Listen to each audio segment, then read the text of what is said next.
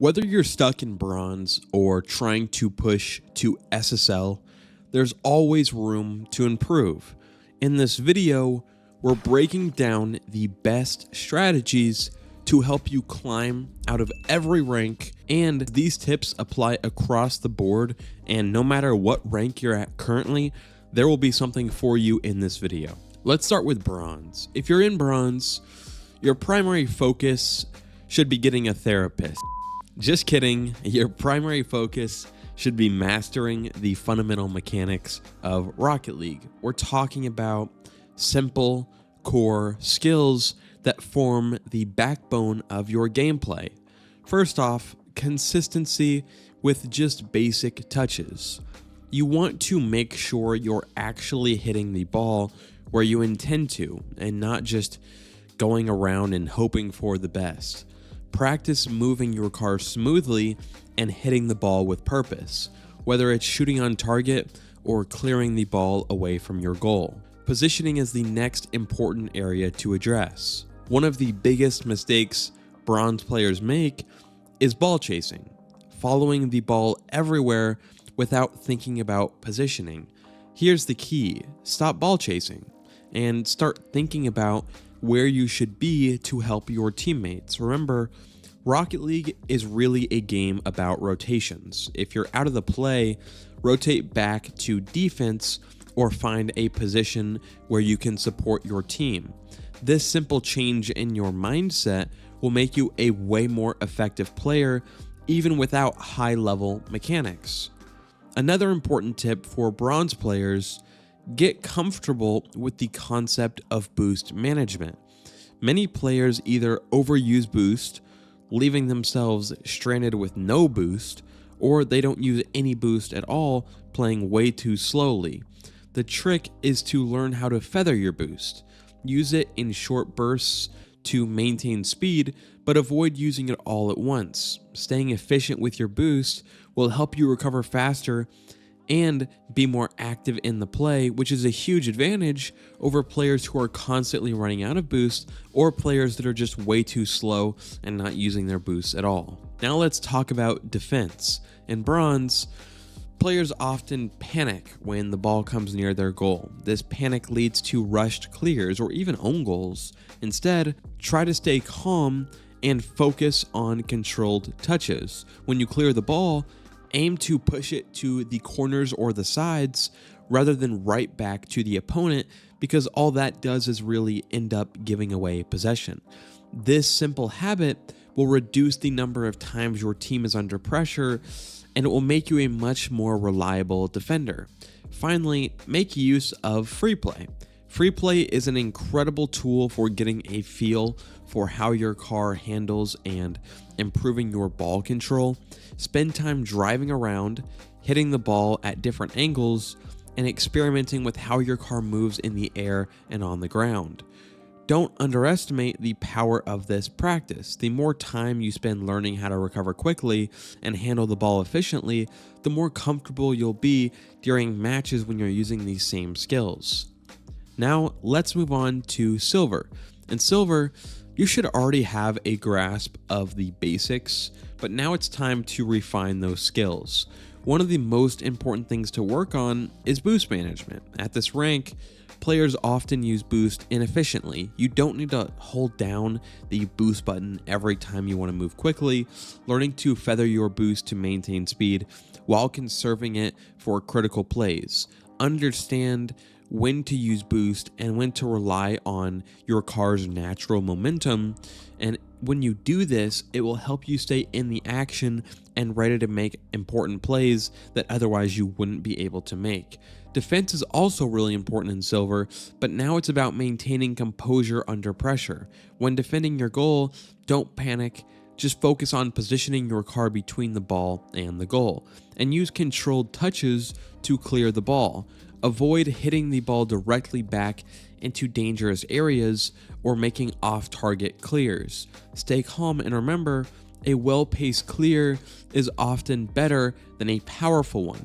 Lastly, this is the rank where you should start working on basic aerials. You don't have to master them right away, but being able to jump off the ground and make contact with the ball in the air will set you apart from players who are still glued to the floor. Spend some time in training packs dedicated to aerials. Even simple aerial shots can give you a significant edge and make you a way more versatile player. Alright, now on to gold. If you're stuck in gold, your skills are probably starting to come together, but there's still a lot of inconsistency. The first thing you need to address is the movement efficiency. Gold players often waste a lot of movement, which makes them slower and frankly less effective on the field. Work on using power slides and small adjustments to maintain control and speed without overcommitting. The smoother your movement, the quicker you can react and position yourself for the next play. In terms of positioning, gold players really often get caught out of position, either being too aggressive or too passive. Remember, rotations are key, like we said earlier. When you're attacking, don't push up too far unless you're sure your team has control of the ball. And when you're defending, don't sit too far back. Be ready to challenge or clear the ball. You need to find that balance and always be thinking about where you should be to either support a play or defend effectively. The next tip for gold players is to improve your decision making. At this rank, you're probably starting to develop some confidence, which is great, but it can also lead to making risky plays that cost your team. Before you go for a risky shot or a pretty big aerial, ask yourself if it's really worth it. Is there a high chance you'll miss and leave your team exposed? If so, it might be better to stay grounded and play it safe. Smart, consistent decision making will win you more games than flashy mechanics at pretty much any rank. One skill that will really elevate your game in gold is basic dribbling and flicking. Start practicing how to control the ball on top of your car. Being able to dribble the ball gives you more control over offensive plays and can make you a real threat in 1v1 situations. Once you're comfortable dribbling, learn a few simple flicks. Even just mastering one flick, like the front flip flick, can add a dangerous element to your game and help you score more goals. Now let's get into platinum. Platinum is where things start to get more competitive and your mechanics should be solidifying. However, many players in this rank still struggle with the overcommitting factor. You need to learn when to dive in for a play and when to hold back. If you're constantly rushing the ball or double committing with teammates, you're making it easier for the opponent to capitalize on your mistakes. Work on reading the play and being more patient. Sometimes being in the right play at the right time is more effective than diving into every ball. At this rank, your aerial game needs to be refined. If you're not already comfortable with hitting aerials, now's the time to practice. You should be able to get up quickly and make solid contact with the ball, whether it's for a shot, a clear, or even a pass. Aerials are essential in platinum because players start to use the air more often, and if you're stuck on the ground, you'll be at a disadvantage. Spend time in custom training packs focused on aerial control and work on your accuracy. Another huge tip for platinum players is to focus on passing and team play. Rocket League is a team game at the end of the day, and as you climb the ranks, passing becomes more and more crucial. Instead of always trying to make solo plays or dribble or shoot, look for opportunities to pass to your teammates. A well-timed pass can completely throw off the opposing team and lead to easy goals. Communication also becomes more important at this rank. So don't be afraid to join my Discord and look for teammates there, but you could also be using Quick Chat to coordinate plays or let your teammates know what you're doing, but the first option gives you an automatic rank up. So finally, work on your consistency. Platinum is often called the inconsistent rank because players know what to do but struggle to execute it every time because of their lack of consistency. Make sure you're practicing regularly and focusing on the mechanics that give you trouble. If you find that you're missing aerials or whiffing on simple hits, spend more time in free play and training packs to iron out those inconsistencies. The more consistent you are, the easier it will be to climb out of platinum and into diamond. Now, let's get into diamond. At this rank, players are becoming more well-rounded, but there are still clear areas for improvement. One of the biggest issues diamond players face is relying too heavily on mechanics. While mechanics are essential, they can't carry you if your positioning and game sense are lacking. Start focusing more on reading the play and anticipating what's going to happen next. If you can predict your opponent's moves, you'll be in the right spot more often and have an edge over the competition. Another crucial tip for Diamond players is to start mastering the art of boost management.